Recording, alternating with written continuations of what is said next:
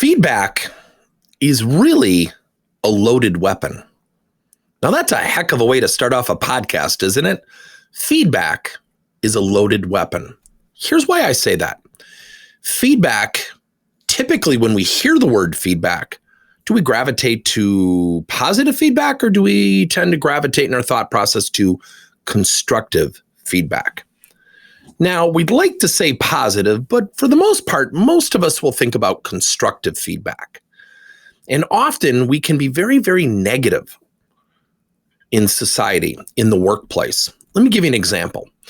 We were working with a company and we're doing customer service surveys for them, and we're turning that data into coaching, and we're trying to teach them how to use the voice of the customer to coach their staff. And, it's really powerful because statistics show, and I think the numbers are, when people have a negative experience, they tell up to 22 people. When they have a positive experience, sadly, we only tell 3 people, meaning we tend to be more negative than positive. When you go home at night and you're going to watch the 6 o'clock news, do you watch it to be inspired and motivated? Probably not. So when we think about feedback, I also look at feedback from a standpoint of how people receive it. So when you think about feedback and you think about someone who is in high school, someone who went to college, they entered the workforce. So for 8 to 10 years, no one's taught them how to receive feedback. Nobody has taught them how to seek feedback. Nobody's taught them that the goal of feedback is to glean what you can learn from the feedback, not to disagree or agree with the feedback. See, when people agree or disagree, what we tend to do is dismiss.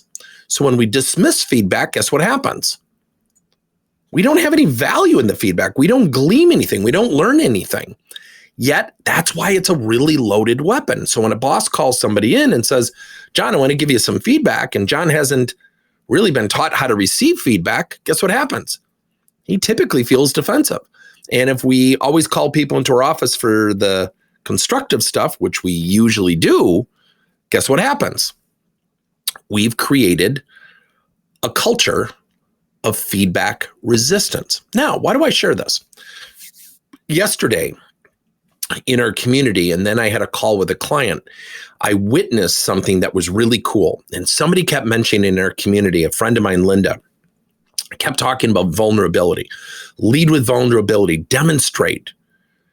And I shared a story that years ago when I was at Evan Johnson, one of our clients, I remember we had a group with no leader, by the way, and I did something really interesting, is everybody had to give each other feedback. There was no boss. They had no manager in their department. So I said to the director, Tom, I said, Tom, these people have to coach each other. We don't have time. We're in the midst of the program. And so what I did is I sat in the middle of a table and I went around the room and I said, I want you to name 2 things you don't like about me or something that drives you nuts. Now, some people relished the opportunity. Some people were pretty nervous about communicating something like that. So once we did it and we went around the room and climbed off the table, I said, all right, let's get back to work. And somebody said to me, why did you do that? And I said, look, hearing things you don't want to hear is tough. Ignoring that just makes things even tougher. The goal of feedback is never to just give somebody feedback. The goal is to give it so somebody receives it well and strategically utilizes it. If that's at the forefront of our strategy, we're going to create greater reception when we give feedback, hopefully strength-based feedback as well as opportunistic feedback. Now, the recipient, the employee, they have a role and responsibility of accepting feedback, not always agreeing or disagreeing, but accepting it professionally and thoughtfully.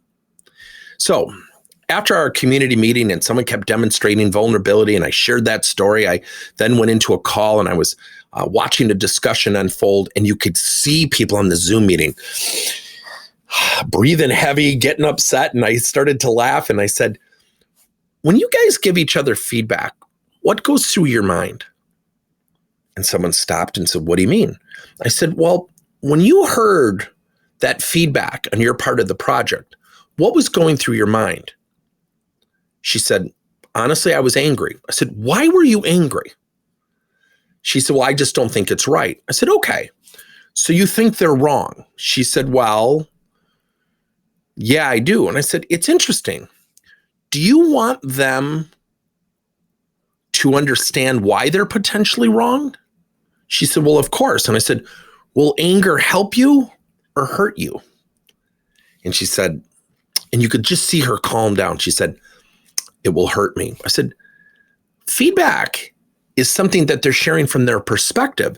The inaccuracy of their feedback, assuming you're right, I don't know if you are or you're not, because I don't know enough about what you do. Yet think about that. You just cut yourself off from the opportunity. You got angry. And when you got angry, did you notice their facial expressions? And she said, no. I said, they weren't happy. So feedback can be combustible between parties. So often when we're getting feedback, we're often thinking about, is it right? Is it wrong? And we're often thinking about how we're going to rebuttal it while someone else is talking. So we're really not listening.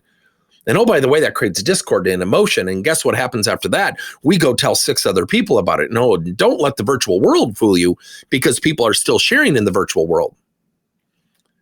The goal of feedback is to give it thoughtfully and professionally. The goal of receiving feedback is to receive it thoughtfully and professionally. If that's at the context of the forefront of giving and receiving, good things will happen. Now, I teach this stuff. I get defensive with feedback. We all do. When you work hard and someone says, well, I didn't really like this, you feel like someone took the air out of your tires. So it takes practice. Feedback is a really tough subject. It has to be a part of our culture. So here's some tips for you. Number 1, call people into the office for the good stuff. Number 2, call people into your office and have your boss there and praise somebody. You want to build trust of your leadership through your people? That technique will blow you away. Number 3, send a handwritten card home.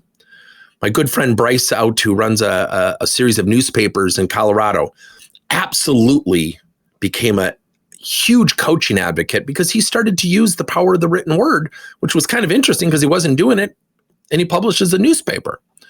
Number 4, email.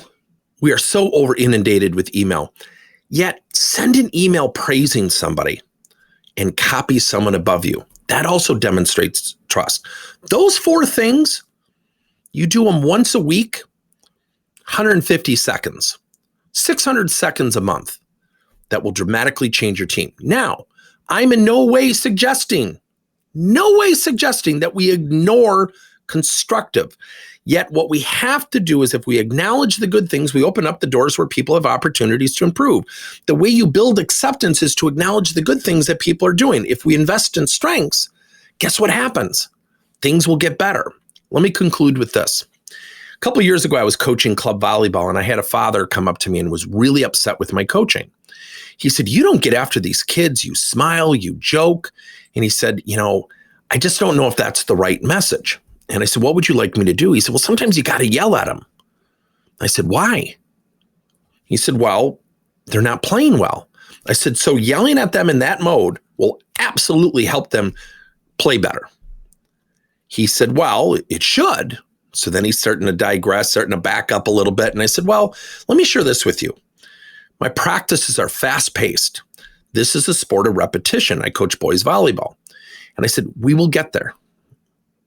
And by the way, we're not winning right now. We'll have a winning record by the end of the year. And we always do.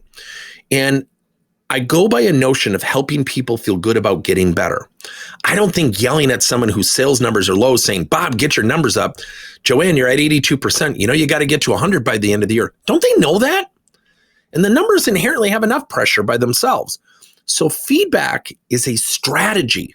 It shouldn't be something we have to give.